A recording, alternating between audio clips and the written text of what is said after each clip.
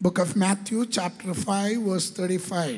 ಯೋಹಾನನು ಉರಿಯುವ ದೀಪದೋಪಾದಿಯಲ್ಲಿ ಪ್ರಕಾಶಿಸಿದನು. ಯೋಹಾನನು ಉರಿಯುವ ದೀಪದೋಪಾದಿಯಲ್ಲಿ ಪ್ರಕಾಶಿಸಿದನು. ಮತ್ತಾಯನ ಬರೆದ ಸುವಾರ್ತೆ 11:11. ಸ್ತ್ರೀಯರಲ್ಲಿ ಹುಟ್ಟಿದವರೊಳಗೆ ಸ್ನಾನಿಕನಾದ ಯೋಹಾನನಿಗಿಂತ ದೊಡ್ಡವನು ಎಂದಿಲ್ಲ. ಇವತ್ತಿನ ನನ್ನ ಸಂದೇಶದ ಪೀಠಿಕೆ moving forward to the knowledge of Christ. ಕ್ರಿಸ್ತನ ಜ್ಞಾನದ ಕಡೆಗೆ ಸಾಗುವ. ಕ್ರಿಸ್ತನ ಜ್ಞಾನದ ಕಡೆಗೆ ಸಾಗುವ. ನಾವು ಸ್ನಾನಿಕನಾದ ಯೋಹಾನನ ಕುರಿತು ನಾವು ಕಲಿಯುವಾಗ ಅವನ ಸೇವೆ, is ministry was very short. ಬಹಳ ಸಣ್ಣ ಒಂದು ಸೇವೆಯಾಗಿತ್ತು, ದೀರ್ಘಕಾಲದ ಸೇವೆಯಾಗಿರಲಿಲ್ಲ.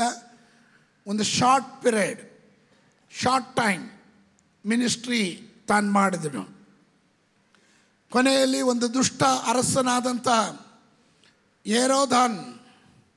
ಏರೋದಾನ್ನ ಅವನ ಅಧಿಕಾರದಲ್ಲಿದ್ದ ಕಾಲಘಟ್ಟಗಳಲ್ಲಿ ಸ್ನಾನಿಕನಾದ ಯೋಹಾನನ ತಲೆಯನ್ನು ಕತ್ತರಿಸಿ ಅವನನ್ನು ಕೊಂದರು.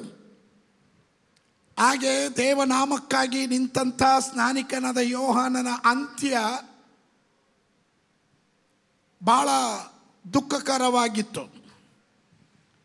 ಸ್ನಾನಿಕನಾದ ಯೋಹಾನನು ಹೊಸ ಒಡಂಬಡಿಕೆಯಲ್ಲಿ ಯೇಸುವನ್ನು ಲೋಕಕ್ಕೆ ಪರಿಚಯ ಮಾಡಿಕೊಟ್ಟವನು.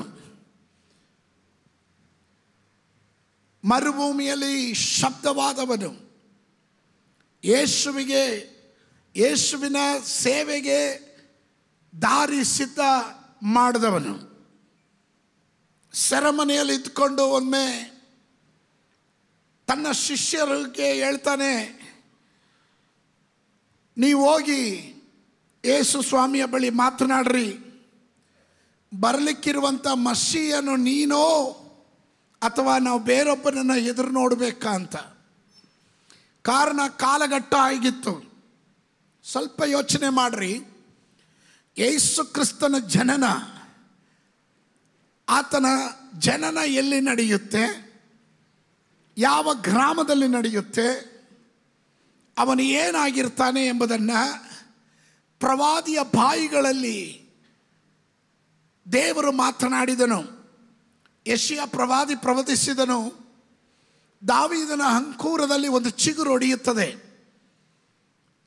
ಅವನ ಹೆಸರು ಇಮ್ಮಾನುವೇಲ್, ಆಡಳಿತವು ಅವನ ಬಾಹುವಿನ ಮೇಲಿರುತ್ತದೆ, ಅವನು ಪರಾಕ್ರಮಶಾಲಿ, ಸಮಾಧಾನದ ಪ್ರಭು. ಹೀಗೆ ಆತನ ಕುರಿತಾದಂಥ ಎಲ್ಲ ವಿವರಗಳನ್ನು ಯೆಶಾಯನು ಯೇಸು ಸ್ವಾಮಿ ಹುಟ್ಟುವುದಕ್ಕಿಂತ 750 ವರ್ಷಗಳ ಮುಂಚೆನೇ ಪ್ರವಚನಾತ್ಮದಲ್ಲಿ ಪ್ರವಚಿಸಿದನು.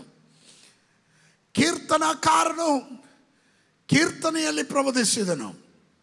ಮೀಕಾ ಪ್ರವಾದಿ ಹೇಳಿದನು, ಗ್ರಾಮಗಳಲ್ಲಿ ಚಿಕ್ಕ ಗ್ರಾಮವಾದ ಹೇ ಬೆತ್ಲೆಹೇಮೇ, ನಿನ್ನಲ್ಲಿ ಲೋಕದ ರಕ್ಷಕನು ಹುಟ್ಟುತ್ತಾನೆ ಎಂಬುದಾಗಿ. ಯೇಸು ಕ್ರಿಸ್ತನ ಜನನದ ಕುರಿತಾಗಿ ಸುವಿಸ್ತಾರವಾಗಿ ಪ್ರವಾದಿಗಳು ಪ್ರವಚಿಸಿದರು.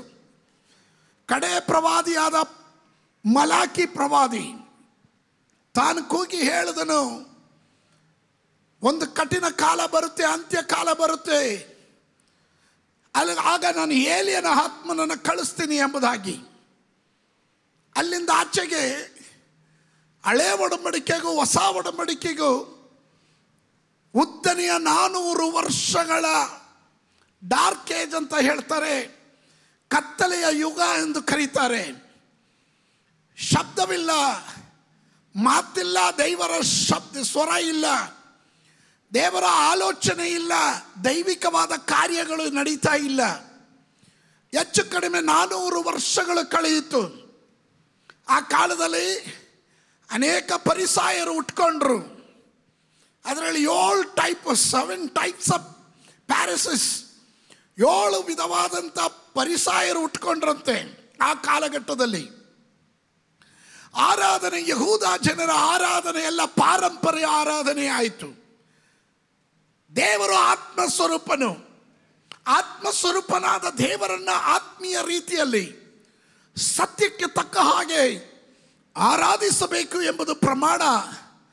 ಆದರೆ ಆರಾಧನೆ ಅಲ್ಲ, ಪಾರಂಪರೆ ಆರಾಧನೆ ಆಯಿತು. ದೈವ ಶಬ್ದ ಕೇಳ್ತಾ ಇಲ್ಲ. ಆ ಕಾಲಘಟ್ಟದಲ್ಲಿ ಮರುಭೂಮಿಯಲ್ಲಿ ಒಂದು ಶಬ್ದ ಮೊಳಗಿಸಿದವನು ಸ್ನಾನಿಕನಾದ ಯೋಹಾನನು.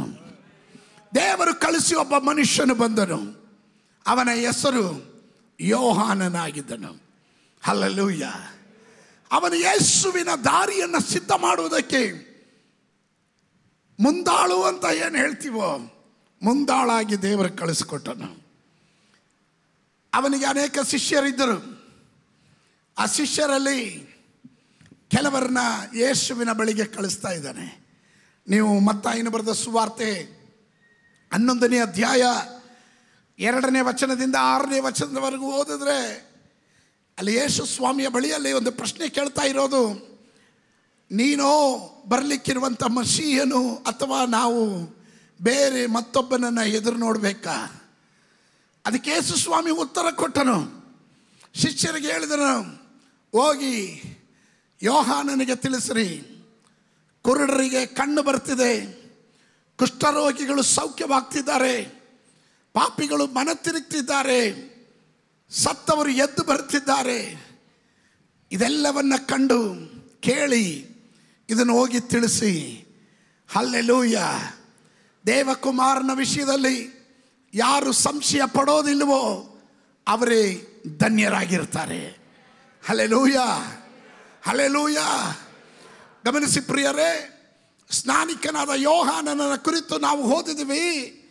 ಅವನು ಉರಿಯುವ ದೀಪದೋಪಾದಿಯಲ್ಲಿ ಪ್ರಕಾಶಿಸಿದನು. ಅವನು ಪ್ರಕಾಶಿಸೋದಕ್ಕೆ ಕಾರಣಗಳು ಬಹಳ ಇದೆ.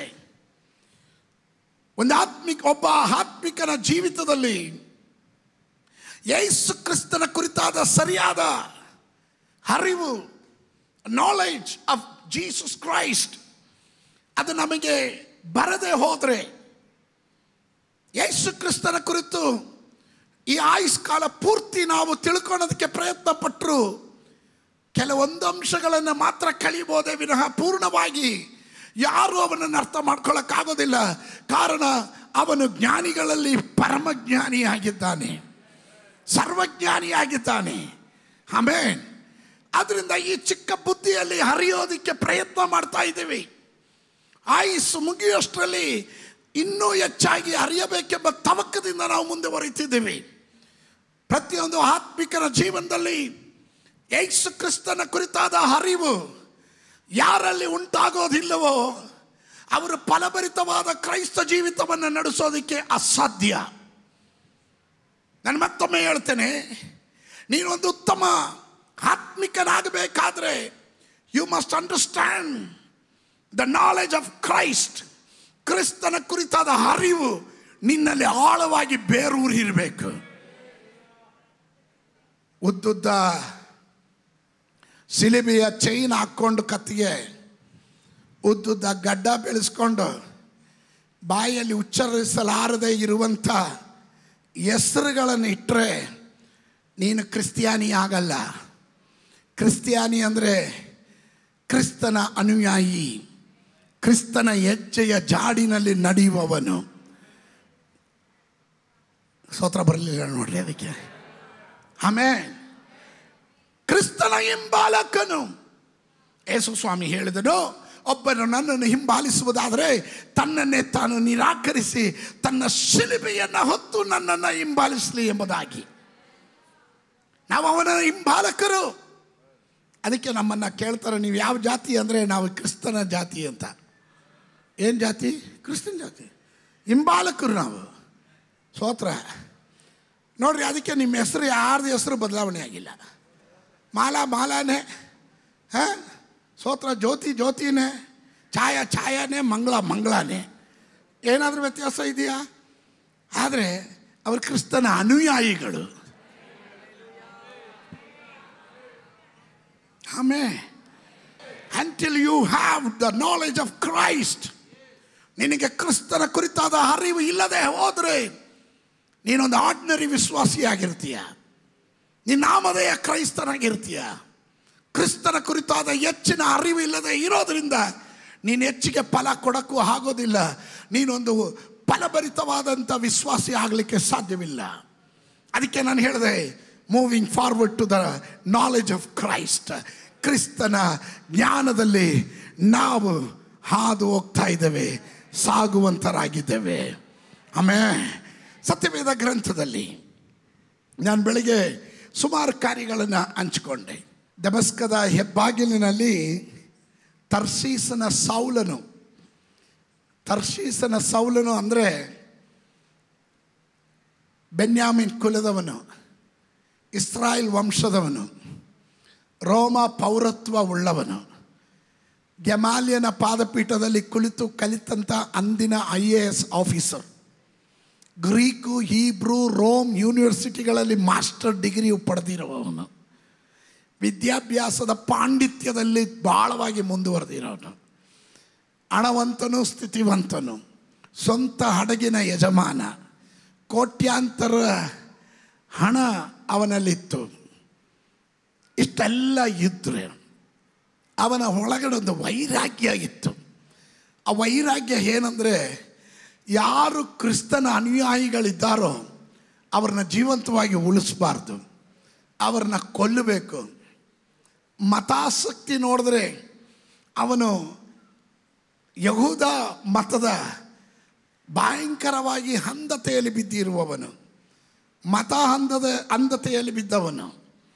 ಅವನಿಗೆ ಕ್ರಿಸ್ತನ ಹೆಸರು ಕೇಳದೆ ಇಷ್ಟ ಇಲ್ಲ.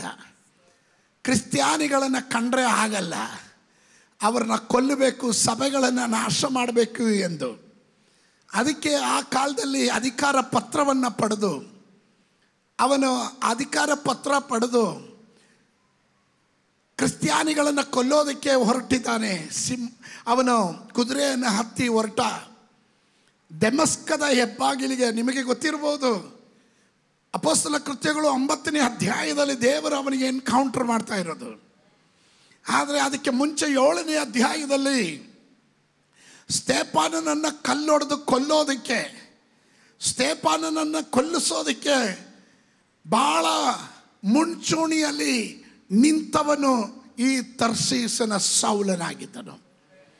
ಸತ್ಯವೇದ ಗ್ರಂಥಗಳನ್ನು ಓದುವಾಗ ಚರಿತ್ರ ಭಾಗಗಳನ್ನು ಚೆನ್ನಾಗಿ ತಿಳಿದುಕೊಳ್ಳ್ರಿ. ಅವನು ಸಾಧಾರಣ ವ್ಯಕ್ತಿ ಆಗಿರಲಿಲ್ಲ. ರೋಮ ಪೌರತ್ವ ಉಳ್ಳವನು. ಅಂದರೆ ಆ ಕಾಲದಲ್ಲಿ ರೋಮ್ ಅಂದರೆ ಸೂಪರ್ ಪವರ್ ಇರುವಂಥ ದೇಶ. ರೋಮ ಪೌರತ್ವ ಉಳ್ಳವನು. ನಿಮಗೆ ಎಷ್ಟು ಜನಕ್ಕೆ ಗೊತ್ತೋ ಗೊತ್ತಿಲ್ಲ, ಭಾರತದ ಪಾಸ್ಪೋರ್ಟ್ ಇಟ್ಕೊಂಡು ಹೋದರೆ ವಿದೇಶಗಳಲ್ಲಿ, ವೆಸ್ಟರ್ನ್ ಪಾಶ್ಚಿಮಾತ್ಯ ದೇಶಗಳಲ್ಲಿ ಕೆಲವರು ನಮ್ಮನ್ನು ತುಚ್ಛವಾಗಿ ಕಾಣ್ತಾರೆ. ಕಾರಣ, ನಮ್ಮ ರಾಜಕೀಯ ವ್ಯಕ್ತಿಗಳು ಅವರು ನಮ್ಮನ್ನು ಬಿಂಬಿಸಿರೋದು ನಾವು ದಾರಿದ್ರ್ಯದಲ್ಲಿರುವವರು, ಕಡು ಬಡತನದಲ್ಲಿ ಇರುವವರು, ಮುಂದುವರಿದ ಅಭಿವೃದ್ಧಿ ಆಗದೇ ಇರೋ ದೇಶ ಅನ್ನೋ ರೀತಿಯಲ್ಲಿ ಚಿತ್ರೀಕರಿಸ್ಬಿಟ್ಟಿದ್ದಾರೆ. ಅದರಿಂದ ಅವ್ರ ಭಾವನೆಯಲ್ಲೆಲ್ಲ ಬರೋದು ಹಂಗೆ. ಬೇಕಾದರೆ ನೋಡ್ರಿ, ನಮ್ಮ ದೇಶ ತೋರಿಸ್ಬೇಕಾದ್ರೆ ಅವ್ರು ತೋರಿಸೋದೆ ಮುಂಬೈಯಲ್ಲಿರುವಂಥ ಸ್ಲಮ್. ಏನು ಸ್ಲಮ್ ಅದು? ಧಾರಾವಿ ಸ್ಲಮ್ ತೋರಿಸ್ತಾರೆ. ಕರ್ನಾಟಕ ತೋರಿಸಿದ್ರೆ ಎಲ್ಲಾದರೂ ಒಂದು ಗುಡಿಸಲು ಎಲ್ಲ ಪುಡಿಸ್ಲು ಹಾಕ್ಕೊಂಡಿರೋರನ್ನ ತೋರಿಸ್ತಾರೆ. ಅಲ್ಲಿನ ಜನ ನಮ್ಮನ್ನು ಕಂಡ್ರೆ ಅಯ್ಯೋ ಕಡು ಬಡತನದಲ್ಲಿ ಇರೋರು ಅಂತ ಸೋತ್ರ. ಅದೇ ಅಮೇರಿಕದವನ ಪಾಸ್ಪೋರ್ಟ್ ನೋಡಿದ್ರೆ ಸಾಕು, ಅವನಿಗೆ ಸ್ಪೆಷಲ್ ಟ್ರೀಟ್ ಕೊಡ್ತಾರೆ. ಈಗಲೂ ನಡೀತಾ ಇರೋ ಕಾರ್ಯ ಅದು. ದೇಶ ಸುತ್ತವನು ನಾನು, ಇದನ್ನು ಗಮನಿಸ್ತೀನಿ. ಇದನ್ನೆಲ್ಲ ನಾನು ಗಮನಿಸ್ತೀನಿ. ಆಗಿನ ಕಾಲದಲ್ಲಿ ರೋಮ ಪೌರತ್ವ ಅಂದರೆ ಬಹಳ ಘನತೆ ಉಳ್ಳಂಥದ್ದು. ರೋಮ ಪೌರತ್ವ ಉಳ್ಳ ಪೌಲನು ಅಧಿಕಾರ ಪತ್ರವನ್ನು ಪಡೆದು ಎಲ್ಲರನ್ನು ನಾಶ ಮಾಡ್ತೀನಿ ಅಂತ ಹೊರಟವನು. ದೇವರು ನೋಡಿದನು, ಇವನ ಒಳಗಡೆ ಇರೋ ಆವೇಶ, ಇವನ ಒಳಗಡೆ ಇರುವ ಮತದ ಆಸಕ್ತಿ, ಇವನನ್ನು ಮುಟ್ಟಿದ್ರೆ ಕರೆಕ್ಟಾಗಿ ಸೇವೆಗೆ ಒಳ್ಳೆ ಶಿಷ್ಯ ಇವನು ಅಂತ. ನಾನು ಅನೇಕ ಸಂದರ್ಭಗಳಲ್ಲಿ ಯೋಚನೆ ಮಾಡಿದ್ದೀನಿ, ಯಾರು ತುಂಬ ಗಲಾಟೆ ಮಾಡ್ತಾರೋ ಶಾಲೆಯಲ್ಲಿ ಅವ್ರನ್ನ ಮಾನಿಟರ್ ಮಾಡ್ತಾರೆ. ಯಾರು ತುಂಬ ತುಂಟಾಟಿಕೆ ಮಾಡ್ತಾರೋ ಅವ್ರು ಪಾಸ್ಟರ್ ಆಗ್ಬಿಡ್ತಾರೆ. ನನ್ನಷ್ಟು ತುಂಟ ಬೇರೆ ಯಾರೂ ಇರಲಿಲ್ಲ. ತರಲೆ ಅನ್ನೋರು ನನ್ನನ್ನು ಸೋತ್ರ. ನಮ್ಮ ಲೆಕ್ಚರರ್ಗಳು, ಶಾಲೆಯಲ್ಲಿ ಟೀಚರ್ಗಳು ನನಗೆ ಹೇಳ್ತಾ ಇದ್ರು, ಒಂದಿನ ಕ್ಲಾಸ್ಗೆ ಹೋಗಲಿ, ಯಾಕೆ ತರಲೆ ಬರಲಿಲ್ವಾ ಅನ್ನೋರು. ಯಾಕಂದರೆ ಅವತ್ತು ಕ್ಲಾಸ್ ಸೈಲೆಂಟಾಗಿರೋದು, ನಾನು ಇದ್ರೆ ಗಲಾಟೆ ಇರೋದು, ಗಿಜ ಅನ್ನೋದು. ಸೋತ್ರ ಅಂಥವರೆಲ್ಲ ಪಾಸ್ಟರ್ ಆದರು ನೋಡ್ರಿ. ತುಂಬ ಮತಾಸಕ್ತಿಯಲ್ಲಿ ಮತ್ತೊಬ್ಬರನ್ನ ವೈರಾಗ್ಯ ಅಂತಾರಲ್ಲ, ಅವ್ರನ್ನೆಲ್ಲ ದೇವರು ಹಿಡಿದು ಅಪೊಸ್ತಲರು, ಪ್ರವಾದಿ, ಸೇವಕರಾಗಿ ಮಾಡಿಬಿಡ್ತಾರೆ. ಹಲ್ಲೆಲೂಯಾ. ಈ ಸೌಲನನ್ನು ದೇವರು ಸಂದರ್ಶಿಸ್ತಾರೆ. ದಮಸ್ಕದ ಹೆಬ್ಬಾಗಿಲಿನಲ್ಲಿ ಕುದುರೆಯನ್ನು ಹತ್ತಿ ತಾನು ಒಂದು ಅಧಿಕಾರ ಪತ್ರವನ್ನು ಕೈಯಲ್ಲಿ ಹಿಡಿದು ರಾಜಾರೋಷವಾಗಿ ಕ್ರಿಸ್ತ್ಯಾನಿಗಳನ್ನು ಕೊಲ್ಲುವುದಕ್ಕೆ ಹೊರಟಿರುವಂಥ ಈ ಸೌಲನ, ತರ್ಷೀಸನ ಸೌಲನನ್ನು ಕಂಡಾಗ ಪರಲೋಕದ ದೇವರು ಹೇಳಿದನು, ಇವನನ್ನು ಹೀಗೆ ಬಿಡೋಕ್ಕೆ ಸಾಧ್ಯವಿಲ್ಲ. ದಮಸ್ಕದ ಹೆಬ್ಬಾಗಿಲಿಗೆ ಬಂದಾಗ ನೀತಿ ಸೂರ್ಯನಾದ ಯೇಸುವಿನ ಪ್ರಕಾಶ ಇವನ ಮೇಲೆ ಬಡಿಯಿತು.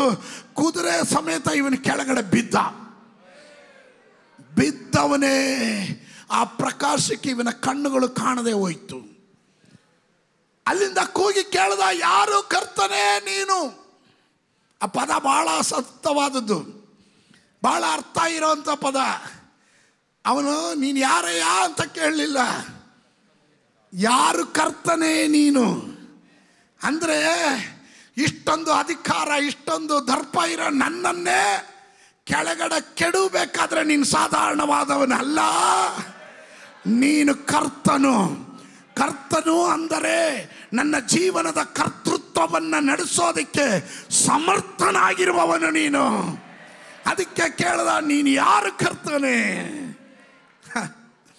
ಯೇಸುವಿನ ಪ್ರತ್ಯುತ್ತರ, ನೀನು ಹಿಂಸಿಸುವ ಯೇಸು ನಾನು ಎಂಬುದಾಗಿ. ಆಮೇಲೆ ಅಂದು ಅವನ ಬಾಹ್ಯ ಕಣ್ಣು ಮುಚ್ಚಿತು. 3 ದಿನ ಬಾಹ್ಯ ಕಣ್ಣೆಲ್ಲ ಮುಚ್ಚಿತು. ಕೆಲವೊಮ್ಮೆ ಬಾಹ್ಯ ಕಣ್ಣು ಮುಚ್ಚಿದ್ರೇ ಆಂತರಿಕ ಕಣ್ಣು ತೆರೆಯೋದು. ಆಂತರಿಕ ಕಣ್ಣನ್ನು ತೆರೆದ್ರೆ ನೀನು ಯೇಸುವನ್ನು ಕಾಣ್ತೀಯ, ಬಾಹ್ಯ ಕಣ್ಣು ತೆರೆದ್ರೆ ಲೋಕ ಕಾಣ್ತೀಯ. ಇವನಿಗೆ 3 ದಿನ ಬಾಹ್ಯ ಕಣ್ಣನ್ನು ಮುಚ್ಚಿದ್ರು ದೇವರು. ಇದುವರೆಗೂ ಲೋಕ ಕಂಡ, ಈಗ ನೀನು ನನ್ನನ್ನು ಕಾಣು ಅಂತ. ಆ 3 ದಿನದಲ್ಲಿ ಅವನ ಜೀವನ ಚರಿತ್ರೆಯನ್ನು ದೇವರು ಬದಲಾಯಿಸಿದನು. ಅವನ ಡೆಸ್ಟಿನಿಯನ್ನು ದೇವರು ಬದಲಾಯಿಸಿದನು. ಅವನ ಭವಿಷ್ಯವನ್ನು ಬದಲಾಯಿಸಿದನು. ಒಂದು ಅಧಿಕಾರ ಪತ್ರ ಹಿಡ್ಕೊಂಡು ಬಂದವನ ಕೈಯಲ್ಲಿ ಈ ಸತ್ಯವೇದ ಗ್ರಂಥದಲ್ಲಿ ಹೊಸ ಒಡಂಬಡಿಕೆಯಲ್ಲಿ 14 ಪತ್ರಿಕೆಯನ್ನು ಬರೆಯತಕ್ಕಂತೆ, ಅನೇಕ ಸಭೆಗಳನ್ನು ಕಟ್ಟತಕ್ಕಂತೆ, ಸಭೆಗಳನ್ನು ನಾಶ ಮಾಡೋದಕ್ಕೆ ಹೊರಟವನ ಕೈಯಿಂದಲೇ ಅನೇಕ ಸಭೆಗಳನ್ನು ಸ್ಥಾಪನೆ ಮಾಡೋದಕ್ಕೆ, ಏಷ್ಯಾ ಮೈನರ್ಗಳಲ್ಲಿ ಸಭೆಗಳನ್ನು ಸ್ಥಾಪನೆ ಮಾಡೋದಕ್ಕೆ ದೇವರು ಅವನನ್ನು ಉಪಯೋಗಿಸಿದನು. Hallelujah. Are you with me? Amen. ಈ ಅಪೊಸ್ತಲನಾದಂಥ ಪೌಲನು ಯೇಸುವಿನ ಸೇವೆಗಾಗಿ ತನ್ನನ್ನೇ ತಾನು ಸಮರ್ಪಿಸಿದ ಮೇಲೆ ನಾನಾ ವಿಧವಾದ ಪ್ರತಿಕೂಲಗಳು, ಹೋರಾಟಗಳು, ಹಿಂಸೆಗಳು, ಕಷ್ಟ, ಅನ್ನ ಇಲ್ಲದೆ ಇರೋದು, ವಸ್ತ್ರ ಇಲ್ಲದೆ ಇರೋದು, ಚಡಿ ಏಟುಗಳು, ಸೆರೆಮನೆ ವಾಸ, ಹಡಗು ಓಡದೋಗ್ತಾ ಇದೆ, ಹಗಲು ರಾತ್ರಿ ಆತನ ನೀರಿನಲ್ಲಿದ್ದ, ಆಹಾರ ಇಲ್ಲ. ಕೆಲವೊಮ್ಮೆ ಸುವಾರ್ತೆಯ ನಿಮಿತ್ತವಾಗಿ ಇವರನ್ನು ಶಾರೀರಿಕವಾಗಿ ಹಣ್ಣುಗಾಯಿ ನೀರುಗಾಯಿ ಮಾಡಿದ್ರು, ಒಡೆದು ಬಡಿದು ಜಜ್ಜಿ, ಒಮ್ಮೆ ಅಂತೂ ಸತ್ತೋದ ಅಂತ ಎತ್ತು ಬಿಸಾಕ್ಬಿಟ್ಟು ಹೋಗಿದ್ರು. ಆದರೂ ಇವನ ಸೇವೆ ನಿಲ್ಲಿಸಲಿಲ್ಲ. ತನ್ನ ಜೀವನದ ಕೊನೆಯಲ್ಲಿ ರೋಮ ಕಾರಾಗೃಹದಲ್ಲಿದ್ದುಕೊಂಡು ತನ್ನ ಫಿಲಿಪಿಯರಿಗೆ ಪತ್ರಿಕೆ ಬರಿತಾ ಇದ್ದಾನೆ. ಫಿಲಿಪಿಯದಲ್ಲಿರುವಂಥ ವಿಶ್ವಾಸಿಗಳಿಗೆ ಪತ್ರಿಕೆಯನ್ನು ಬರೆಯುವಾಗ ಅವನು ಹೇಳ್ತಾನೆ, ನಾನು ತಿರುಗಿ ನಿಮಗೆ ಹೇಳ್ತೇನೆ, ಸಂತೋಷ ಪಡ್ರಿ. ಹಲ್ಲೆಲೂಯಾ. ಅವನಿಗೆ ಚೆನ್ನಾಗಿ ಗೊತ್ತು, the joy of the Lord is my strength. Hallelujah. ಕರ್ತನಲ್ಲಿರುವ ಸಂತೋಷವೇ ನನ್ನ ಬಲವಾಗಿರುವಂಥದ್ದಾಗಿದೆ. The joy of the Lord is my strength. Hallelujah. ಅದರಿಂದ ಆ ಬಲ ನಿಮಗೂ ಉಂಟಾಗಲಿ. Amen, amen. ಇವನು ಅಲ್ಲೂ ಸಂತೋಷ ಪಡೋ ಕಾರಣ ಏನು? What is the reason? How can A person going through such A problem even though he is very happy?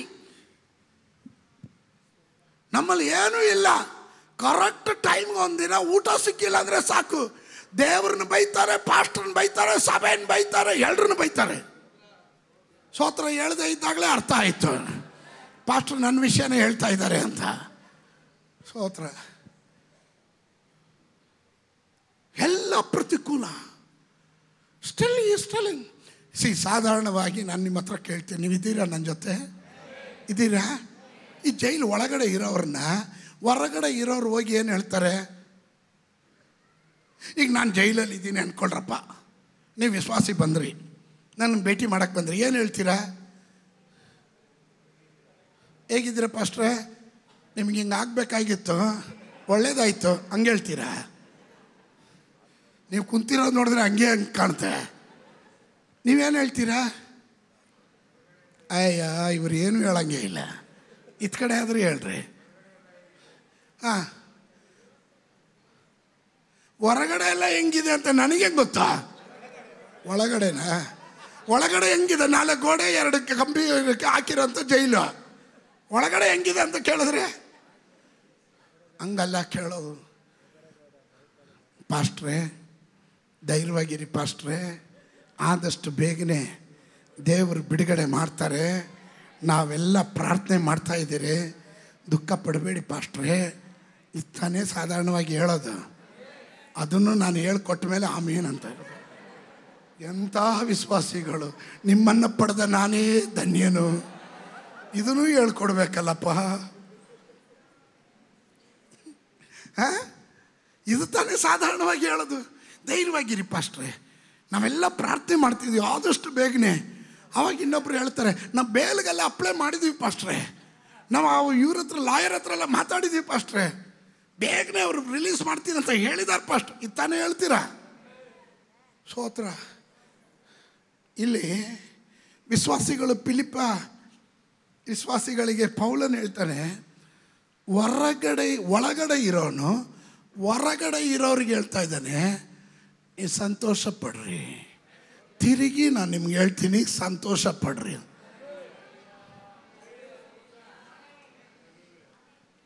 ಎಂಥ ಇದರಿಂದ ನಮಗೆ ಏನು ನೀತಿ ಪಾಠ ಅಂತ ಹೇಳ್ತೀನಿ ಕೇಳ್ರಿ. What is the moral of this story?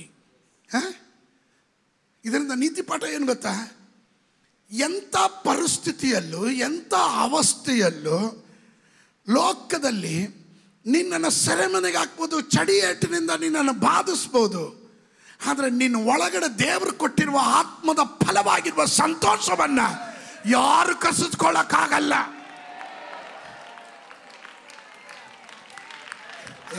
ನಿಮಗೆ ಅರ್ಥ ಆಗಲಿಲ್ಲ? ನಿಮ್ಮ ಒಳಗಡೆ ಕ್ರಿಸ್ತನ ಮೂಲಕ ದೊರಕಿರುವ ಸಂತೋಷವನ್ನ ಯಾರು ಕಸಿದ್ಕೊಳ್ಳಕ್ಕಾಗಲ್ಲ. ಉದಾಹರಣೆ ಹೇಳಿ, ಸ್ತೆಫಾನನನ್ನ ಕಲ್ಲೊಡೆದು ಕೊಲ್ಲುವಾಗ ಅವರ ಮುಖ ರೌದ್ರವಾಗಿತ್ತು, ಕೋಪದಿಂದ ತುಂಬಿತ್ತು. ಆದರೆ ಸತ್ಯವೇದ ಗ್ರಂಥ ಹೇಳುತ್ತೆ, ಸ್ತೆಫಾನನು ಕಲ್ಲೇಟನ್ನ ಕಂಡು ಭಯಪಡಲಿಲ್ಲ, ಅವನು ದೇವರನ್ನ ನಿಂದಿಸಲಿಲ್ಲ, ಅವನ ಗುಣಗುಟ್ಟಲಿಲ್ಲ, ಅವನ ಮುಖ ಪ್ರಕಾಶಿಸಿತು. ಅವನ ಪರಲೋಕದ ದರ್ಶನವನ್ನ ಕಾಣುತ್ತಾ ಅಸನ್ಮುಖನಾಗಿದ್ದನು.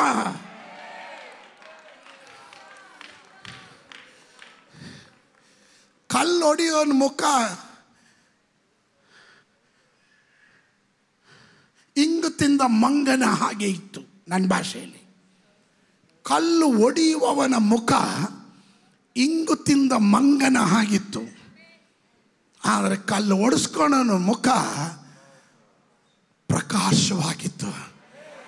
ಅವನು ಕಲ್ಲು ಹೊಡಿತಿದ್ರೆ ಯಾರೋ ಹೂವು ಆಗ್ತಾ ಇದ್ದಾರೆ ಅಂತ, ಕಲ್ಲುಗಳು ಬೀಳ್ತಿದ್ರೆ ಹಂಗೆ ದೇವ್ರ ವಾಕ್ಯ ನಾವು ಕಾಣ್ತೀವಿ. ಅಲ್ಲಿ ಸ್ಟೇಫಾನನ ಅಪೊಸ್ತಲ ಕೃತ್ಯಗಳು 7ನೇ ಅಧ್ಯಾಯ ಓದ್ ನೋಡ್ರಿ. ನಾವು ಹಂಗಲ್ಲ, ಕಲ್ಲು ಹೊಡಿಯೋದೇ ಬೇಡ, ಕಲ್ಲು ಎತ್ಕೊಂಡ್ರೆ ಸಾಕು. ಆಗಲೇ ಯೂಟ್ಯೂಬಲ್ಲಿ ಫೇಸ್ಬುಕ್ಕಲ್ಲಿ ಲೈವ್ ಬಂದು ಊರವ್ರಿಗೆಲ್ಲ, ದೇವ ಮಕ್ಕಳೇ, ದೇವನಾಮದ ಮಹಿಮೆಗಾಗಿ ನಾನು ಈಗ ಕಷ್ಟಗಳನ್ನು ಅನುಭವಿಸ್ತಾ ಇದ್ದೇನೆ, ನನ್ನನ್ನು ಒಡೆದು ರಕ್ತ ಸುರಿಸಿ ಬಹಳ ಚಿತ್ರಹಿಂಸೆಯಿಂದ ನನ್ನನ್ನು ವಂಚಿಸ್ತಾ ಇದ್ದಾರೆ, ನನ್ನನ್ನು ಕೊಲ್ತಾ ಇದ್ದಾರೆ, ನೀವು ಎಲ್ಲರೂ ಬಂದು ಸಹಾಯ ಮಾಡಿರಿ, ಬೇಗನೆ ಇದನ್ನು ಸಾಧ್ಯವಾದಷ್ಟರಿಗೆ ಫಾರ್ವರ್ಡ್ ಮಾಡಿರಿ, ಲೈಕ್ ಮಾಡಿರಿ, ಕಮೆಂಟ್ಸ್ ಹಾಕಿ.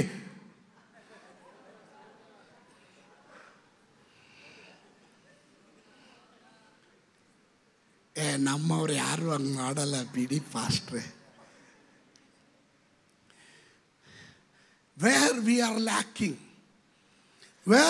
lacking, ಎಲ್ಲಿ ನಮ್ಮಲ್ಲಿ ಕೊರತೆ ಬಂದಿರೋದು? The knowledge of Christ. ಆಮೇಲೆ ಗಮನಿಸ್ರಿ, let me explain to you. 116ನೇ ಕೀರ್ತನೆ, ದೇವರ ವಾಕ್ಯ ಹೇಳುತ್ತದೆ, ಕರ್ತನ ಸಮ್ಮುಖದಲ್ಲಿ ಪರಿಪೂರ್ಣವಾದ ಸಂತೋಷವಿದೆ, ಅವನ ಬಲಗೈಯಲ್ಲಿ ಶಾಶ್ವತವಾದ ಭಾಗ್ಯ ಇದೆ ಅಂತ. ಎಲ್ಲಿದೆ ಪರಿಪೂರ್ಣವಾದ ಸಂತೋಷ? ಎಲ್ಲಿದೆ? ಕರ್ತನ ಸಮ್ಮುಖದಲ್ಲಿದೆ. O taste and see that the Lord is good. ಕರ್ತನು ಸರ್ವೋತ್ತಮನೆಂದು ಅನುಭವದಿಂದ ಸವಿದು ನೋಡಬೇಕು. ಜೇನುತುಪ್ಪ ಅಂತ ಪೇಪರಲ್ಲಿ ಬರೆದ್ಬಿಟ್ಟು ನೆಕ್ಕಿದ್ರೆ ಏನು ರುಚಿ ಕಾಣಲ್ಲ. ನೀನು ಜೇನುತುಪ್ಪ ನೆಕ್ಕಿ ನೋಡಬೇಕು. ಸ್ತೋತ್ರ ಹೇಳಲಿಲ್ಲ.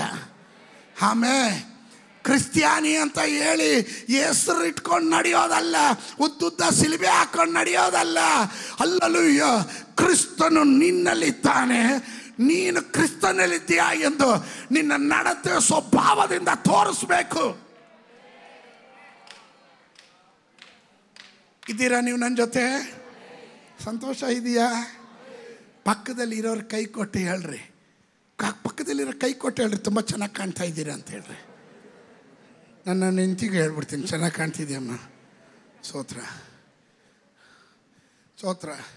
ಕೇಳೋರ್ಗೆ ಹೊಟ್ಟೆ ಕಿಚ್ಚು, ಎಂತಿದ್ದವ್ರಿಗೆ ಹೇಳಲ್ಲ, ಊರವ್ರಿಗೆಲ್ಲ ಹೇಳ್ತಾರೆ. ಸ್ತೋತ್ರ. ಆಮೇಲೆ ಹಲ್ಲೆಲೂಯ. ಆಮೇಲೆ ಸಂತೋಷ ಪಡ್ರಿ. ತಿರುಗಿ ನಾನು ನಿಮಗೆ ಹೇಳ್ತೇನೆ, ಸಂತೋಷ ಪಡ್ರಿ. ನೀನು ನನ್ನ ಕುರಿತು ಯೋಚನೆ ಮಾಡಿ. ಯಾಕಂದರೆ ಯೇಸು ಸ್ವಾಮಿಯ ಕುರಿತು ಇವನ ಚಿಂತೆ ನೋಡ್ರಿ. ಇವನು ಹೇಳ್ತಾನೆ, I want to know Jesus more. ನನಗೆ ಕ್ರಿಸ್ತನನ್ನು ಅರಿಯಬೇಕು. ನನಗೆ ಲಾಭವಾಗಿರೋದೆಲ್ಲ ನಷ್ಟವೆಂದು ಎಣಿಸ್ತೀನಿ, ಅದು ಕಸವೆಂದು ಎಣಿಸ್ತೀನಿ. ಯಾಕೆ ಗೊತ್ತಾ? ನಾನು ಯೇಸುವನ್ನು ಅರಿಬೇಕು. ಎಷ್ಟು ಜನ ಹೇಳ್ತೀರಾ ಯೇಸುವನ್ನು ಇನ್ನೂ ಅರಿಬೇಕು, ಇನ್ನೂ ಅರಿಬೇಕು? ಆಮೇಲೆ ನೋಡ್ರಿ, ಯಥಾರ್ಥವಾದ, ನಾನು ಕಳೆದ ದಿವಸಗಳಲ್ಲಿ ನಾನು ಸೌತ್ ಕೊರಿಯಾದಲ್ಲಿದ್ದೆ. ಸೌತ್ ಕೊರಿಯಾದಲ್ಲಿ ಡಾಕ್ಟರ್ ಡೇವಿಡ್ ಪಾಲೆಂಗಿಚೋ ಅವರ ಸಭೆ, ಅಲ್ಲಿನ ಪ್ರೇಯರ್ಸ್ ಎಲ್ಲ, ಕೇವ್ಗಳು ಮತ್ತು ಪ್ರೇಯರ್ ಮೌಂಟ್ ಎಲ್ಲ ಹೋಗಿ ನೋಡ್ಕೊಂಬಂದೆ ನಾನು. ಭಾಳ, ನೀವು ನೋಡಿದ್ರಲ್ಲ ಕಳೆದ ವಾರ ನಾನು ತೋರಿಸಿದ್ದೆ, ನಾನು ಇಲ್ಲಿ ವಿಡಿಯೋ ಹಾಕಿದ್ದೆ. ಒಮ್ಮೆ ಈ ಸೌತ್ ಕೊರಿಯಾದಲ್ಲಿ ಒಂದು ಮಿಷನರಿ ಕುಟುಂಬವನ್ನು, ಆಗ ಕಮ್ಯುನಿಸ್ಟ್ ಆಳ್ವಿಕೆ ಇತ್ತು. ಅವರ ಆಳ್ವಿಕೆಯಲ್ಲಿ ಅವರು ನಾಸ್ತಿಕರು ಜಾಸ್ತಿ. ಅವರು ನಾಸ್ತಿಕರು, ದೇವರ ಭಯ ಇಲ್ಲ ಅವರಿಗೆ. ಕ್ರಿಸ್ತ್ಯಾನಿಗಳನ್ನು ಕೊಲ್ತಾ ಇದ್ರು. ಆ ಕಾಲಘಟ್ಟದಲ್ಲಿ ಒಂದು ಫ್ಯಾಮಿಲಿ, ಮಿಷನರಿ ಕುಟುಂಬ, ಗಂಡ, ಹೆಂಡತಿ ಮತ್ತು ಅವರಿಗೆ 6-7 ಮಕ್ಕಳು ಒಟ್ಟಿಗೆ ಅವ್ರನ್ನ ಒಂದು ದೊಡ್ಡ ಗುಂಡಿ ತೆಗೆದು ಸಜೀವವಾಗಿ ಸಮಾಧಿ ಮಾಡೋದಕ್ಕೆ ಸರ್ಕಾರ ತೀರ್ಮಾನ ಮಾಡ್ತು. ಹಾಗೆ ತೀರ್ಮಾನ ಮಾಡಿ ಇವರು ಜನರನ್ನು ಮತಾಂತರ ಮಾಡ್ತಾರೆ ಎಂಬ ವಿಷಯದಲ್ಲಿ ಇವರನ್ನು ಕೊಲ್ಲೋದಕ್ಕೆ ತೀರ್ಮಾನಿಸಿದ್ರು. ಕೊಲ್ಲೋದಕ್ಕೆ, ಇವರನ್ನ ಸಜೀವವಾಗಿ ಸಮಾಧಿ ಮಾಡೋದಕ್ಕೆ ಸಾವಿರಾರು ಜನ ಬಂದು ನಿಂತ್ಕೊಂಡು ನೋಡ್ತಾ ಇದ್ದಾರೆ. ಅದನ್ನು ನೋಡೋ ಟೈಮಲ್ಲಿ ಒಬ್ಬೊಬ್ಬರಿಗೂ ಅವಕಾಶ ಕೊಡ್ತಾ ಇದ್ದಾರೆ. ಯೇಸು ಬೇಕಾ ಬೇಡವಾ? ನಿನ್ಗೆ ಯೇಸು ಬೇಡ ಅಂತ ಹೇಳಿದ್ರೆ ನಿನಗೆ ಜೀವ ಉಳೀತು. ಇವರು ಗಂಡ ಹೆಂಡತಿ ಮುಖ ನೋಡಿದ್ರು. ನೀನು ಮಾತ್ರ ಬೇಡ ಅಂತ ಹೇಳಬೇಡ. ಅವಳು ಹೇಳಿದು, ರೀ ನೀವು ಮಾತ್ರ ಹೇಳಬೇಡಿ ಹಾಗೆ ಅಂತ ಇದ್ದಾಳೆ. ನಮ್ಮವ್ರಾಗಿದ್ರೆ, ರೀ ನಮಗೆ ಯೇಸುನೇ ಬೇಡ ಕಣ್ರಿ, ಫಸ್ಟ್ ಜೀವ ಉಳಿಸ್ಕೊಳ್ಳೋಣ ಕಣ್ರಿ, ಬೀಸೆ ದೊಣ್ಣೆಯಿಂದ ತಪ್ಪಿಸ್ಕೊಂಡ್ರೆ 100 ಆಯಿಸ್ಕೊಂಡ್ರಿ. ಯಾಕೋ ಸೈಲೆಂಟ್ ಆಗಿದ್ದಾಗ ನಂಗೆ ಯಾಕೋ ಡೌಟು. ಆದರೆ ಈ ಅಮ್ಮ ಹೇಳ್ತಾ ಇದ್ದಾಳೆ ಗಂಡನಿಗೆ, ನೀವು ಮಾತ್ರ ಯೇಸುವನ್ನು ಬೇಡ ಅಂತ ಹೇಳಬೇಡ್ರಿ. ಇವರಿಬ್ಬರು ಸ್ಟ್ರಾಂಗ್ ಆಗಿದೆ ನೋಡ್ತಾರೆ. ಮಕ್ಕಳಿಗೆ ಇವರು ಮಕ್ಕಳೆಲ್ಲಾದರೂ ಹೇಳ್ಬಿಡ್ತಾರಾ? ಚಿಕ್ಕವನು ಕಡೆಯವನು ಅವನಿಗೆ ಅವಕಾಶ ಕೊಟ್ಟರು. ನಿನಗೆ ಯೇಸು ಬೇಕಾ? ಅವನು ಹೇಳ್ದ, ಸತ್ರು ಪರವಾಗಿಲ್ಲ, ನನಗೆ ಯೇಸು ಬೇಕು ಅಂದ. ಮಕ್ಕಳೆಲ್ಲರೂ ಒಬ್ಬರಿಂದ ಒಬ್ಬರು ಹೇಳಿದ್ರು ನಮಗೆ ಯೇಸು ಸಾಕು ಅಂತ. ಹೆಂಡತಿ ಹೇಳಿದ್ರು ನನಗೆ ಯೇಸು ಸಾಕು, ಗಂಡ ಹೇಳ್ದ ನಮಗೆ ಯೇಸು ಸಾಕು. ಇಷ್ಟು ಸಾವಿರಾರು ಜನ ನೋಡ್ತಾ ಇರುವಾಗ ಸಜೀವವಾಗಿ ಇವ್ರನ್ನ ಸಮಾಧಿ ಮಾಡಿದ್ರು. ಜನ ಎಲ್ಲಗಳು ಅಂತ ಹಳಕ್ಕೆ ಸ್ಟಾರ್ಟ್ ಮಾಡಿದ್ರು. ಅದರಲ್ಲಿ ಕೆಲವರು ಹೇಳಿದ್ರು, ಇವರು ಪ್ರಾಣ ಕೊಟ್ಟು ಯೇಸುವನ್ನು ಬಿಡದೇ ಇದ್ದರೆ ಆ ಯೇಸು ಎಷ್ಟು ದೊಡ್ಡ ದೇವರಾಗಿರ್ಬೋದು, ಆ ದೇವರು ನಮಗೂ ಬೇಕು ಅಂತ. ಹಲ್ಲೆಲೂಯಾ! ಆ ಜನ ಸಮೂಹ, ಕೂಡಿದ್ದ ಜನ ಸಮೂಹ ಅಲ್ಲ, ಕಾಲಗಳ ನಂತರ, ಅನೇಕ ವರ್ಷಗಳ ನಂತರ ಡಾಕ್ಟರ್ ಪಾಲ್ ಯಾಂಗಿಚೋ ಅವರ ಸಭೆಯ ವಿಶ್ವಾಸಿಗಳಾದರು. 1980ರಲ್ಲಿ ಅವರ ಸಭೆಯ ಮೆಂಬರ್ಶಿಪ್ಪು 7 ಲಕ್ಷ ಜನ. 1990ರಲ್ಲಿ ಅವರ ಸಭೆಯ ಮೆಂಬರ್ಶಿಪ್ 10 ಲಕ್ಷ ಜನ. ಅವರ ಆರಾಧನೆಗಳು ಸ್ಟೇಡಿಯಂಗಳಲ್ಲಿ ನಡೀತಾ ಇತ್ತು.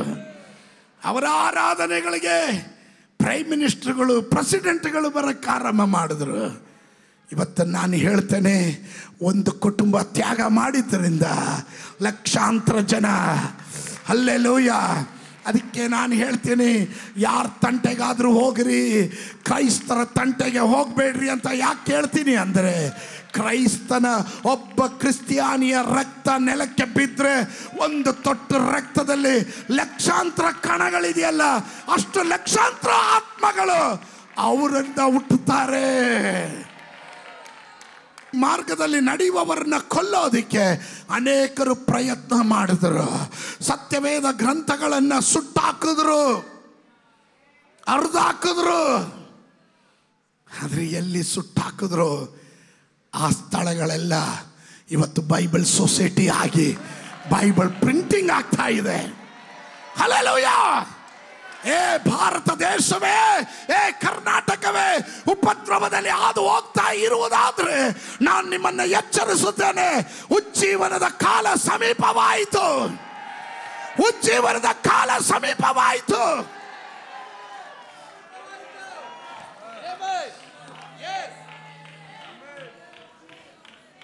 ಉಜ್ಜೀವನದ ಕಾಲ ಸಮೀಪವಾಯಿತು. ಪೌಲನು ಹೇಳ್ತಾನೆ, ನನಗೆ ಲಾಭವಾದದೆಲ್ಲ ನಷ್ಟವೆಂದು ಎಣಿಸ್ತೇನೆ. ಯಾಕೆ? I want to know Jesus. ನನಗೆ ಯೇಸುವನ್ನು ಅರಿಯಬೇಕು, ಅವನ ಕಷ್ಟಾನುಭವಗಳನ್ನು ಅರಿಯಬೇಕು, ಅವನ ಪುನರುತ್ಥಾನದಲ್ಲಿ ನನಗೂ ಪಾಲುಗಾರನಾಗಬೇಕು, ಅವನ ಬಾಧೆಗಳಲ್ಲಿ ನನಗೂ ಪಾಲುಗಾರನಾಗಬೇಕು. ಹಲ್ಲೆಲೂಯಾ! ಕ್ರಿಸ್ತನನ್ನು ಅರಿಯುವುದು, it's not head knowledge, that is the heart knowledge. ತಲೆಯಲ್ಲಿರುವ ಅರಿವಲ್ಲ, ಮನಸ್ಸಲ್ಲಿ ಬರುವ ಅರಿವು, ಹೃದಯದಿಂದ ಬರಬೇಕು ಅರಿವು. ಆಮೇಲೆ ಅದಕ್ಕೆ ನಾವು ಹಾಡುಗಾರನ ಹಾಡು ಹೇಳುವಾಗ ಹೇಳ್ತಾನೆ, ಈ ಲೋಕ ನಶ್ವರ, ಈ ಲೋಕ ನಶ್ವರ, ಶಾಶ್ವತವಾದದ್ದು ಪರಲೋಕ ಮಾತ್ರನೇ. ಆಮೇಲೆ ಅಲ್ಲಿದೆ ನಮ್ಮನೆ, ಇಲ್ಲಿದ್ದೇವೆ ಸುಮ್ಮನೆ. ಹಲ್ಲೆಲೂಯಾ. ಅದರಿಂದಲೇ ನಾವು ಸಂತೋಷವುಳ್ಳವರಾಗಿದ್ದೇವೆ. ಪ್ರತಿಕೂಲ ಇಲ್ಲ ಅಂತ ಅಲ್ಲ. ಯೇಸು ಸ್ವಾಮಿ ಹೇಳಿದನು, ಲೋಕದಲ್ಲಿ ನಿಮಗೆ ಸಂಕಟ ಇದೆ, ಆದರೂ ಧೈರ್ಯವಾಗಿರ್ರಿ. ಲೋಕವನ್ನು ಜಯಿಸಿದವನು ನಾನು ಸದಾ ಕಾಲ ನಿಮ್ಮ ಸಂಗಡ ಇದ್ದೇನೆ, ನಿಮ್ಮ ಸಂಗಡ ಇದ್ದೇನೆ, ನಿಮ್ಮ ಸಂಗಡ ಇದ್ದೇನೆ. ಪ್ರೀತಿಯ ದೇವ ಜನರೇ, ತಂದೆ ತಾಯಿ ನಿನ್ನನ್ನು ತೊರೆದರು, ಅಲ್ಲೆಲುಯ್ಯ, ಎತ್ತ ಹೆಂಗಸು ತನ್ನ ಕೂಸನ್ನು ಮರೆತರು.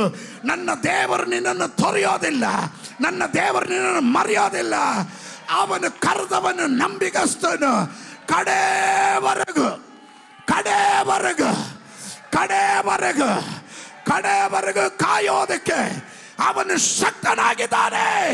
ಬೋಲೋ ಯೇಸು ಮಸೀಹಿ. ಎಲ್ಲಿಗೆ ಹೋಗ್ತಾ ಇದ್ದೀವಿ? ಯಾರು ನಮ್ಮ ಮುಂದೆ ಇದ್ದಾರೆ? ಎಲ್ಲಿಗೆ ನಾವು ಮೂವ್ ಮಾಡ್ತಾ ಇರೋದು? What is the Christian life?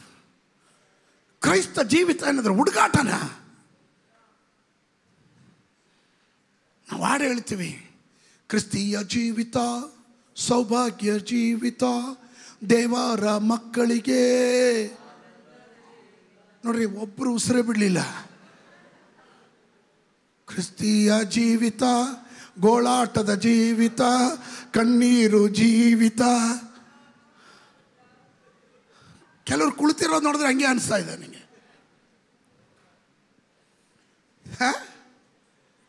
ಸೌಭಾಗ್ಯದ ಜೀವಿತ ರೀ ಕ್ರಿಸ್ತಿಯ ಜೀವಿತ, ಸೌಭಾಗ್ಯದ ಜೀವಿತ.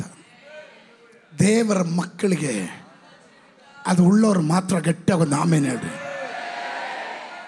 ಆಮೇಲೆ ಆಮೇಲೆ when you know Christ in depth, ಆಳವಾಗಿ ಕ್ರಿಸ್ತನನ್ನು ನೀವು ಅರ್ಥ ಮಾಡಿಕೊಂಡ್ರೆ ಎಲ್ಲಿ ತಗೊಂಡೋಗಿ ಹಾಕಿದ್ರು ಸರಿ, ಅಲ್ಲಿ ಹಾಡು ಹೇಳ್ತೀರಾ. ಸಂತೋಷ ಉಕ್ಕುತ್ತೆ, ಸಂತೋಷ ಉಕ್ಕುತ್ತೆ, ಸಂತೋಷ ಉಕ್ಕೆ ಉಕ್ಕುತ್ತೆ. ಹಲ್ಲೆಲೂಯಾ. ನನ್ನ ಪಾಪ ತೊಳೆದ ಸಂತೋಷ ಉಕ್ಕೆ ಉಕ್ಕುತ್ತೆ. ಹೌದಲ್ವಾ? ಎಷ್ಟ ಪ್ರತಿಕೂಲ ಬರಲಿ, ಹೋರಾಟ ಬರಲಿ, ಜಯ ಧ್ವಜ ಹಿಡಿಯೋಣ ನಾವು ವೀರರಾಗಿ, ಜಯ ಧ್ವಜ ಹಿಡಿಯೋಣ.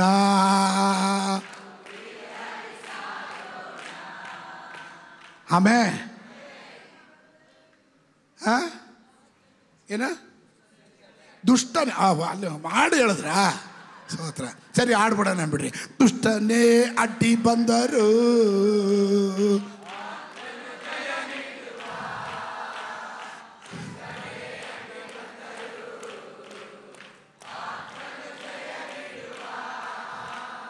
ಭಯವೇಕೆ ನನ್ನ ಮಗನೇ, ಭಯವೇಕೆ.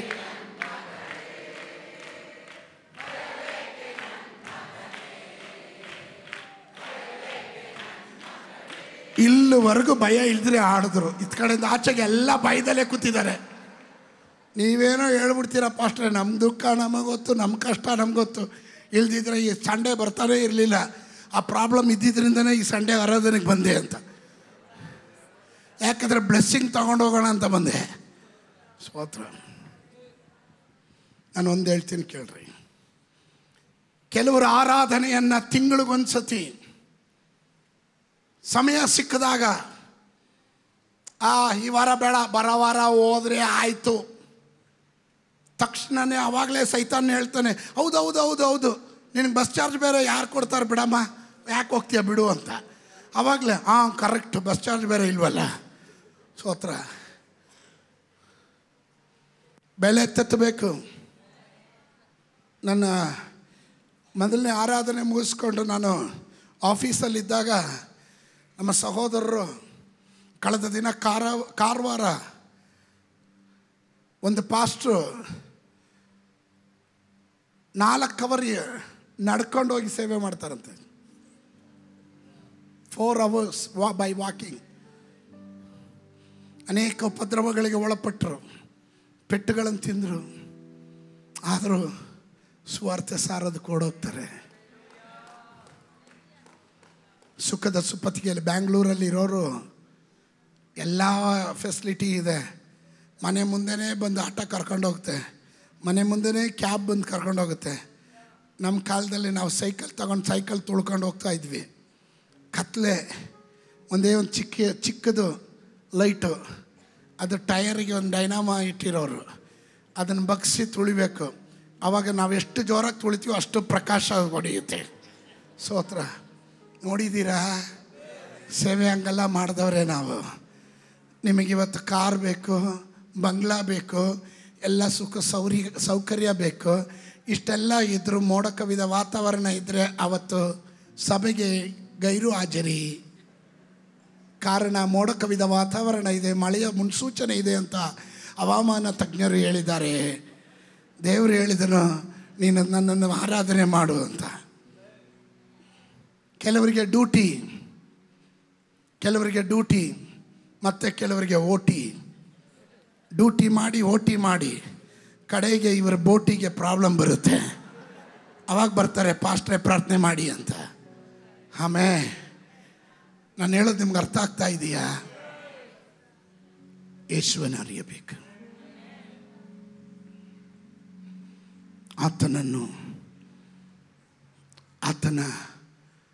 ಅವನ ಅನುಭವಿಸಿದ ಪಾದಗಳಲ್ಲಿ ನನಗೆ ಪಾಲುಗಾರನಾಗಬೇಕು.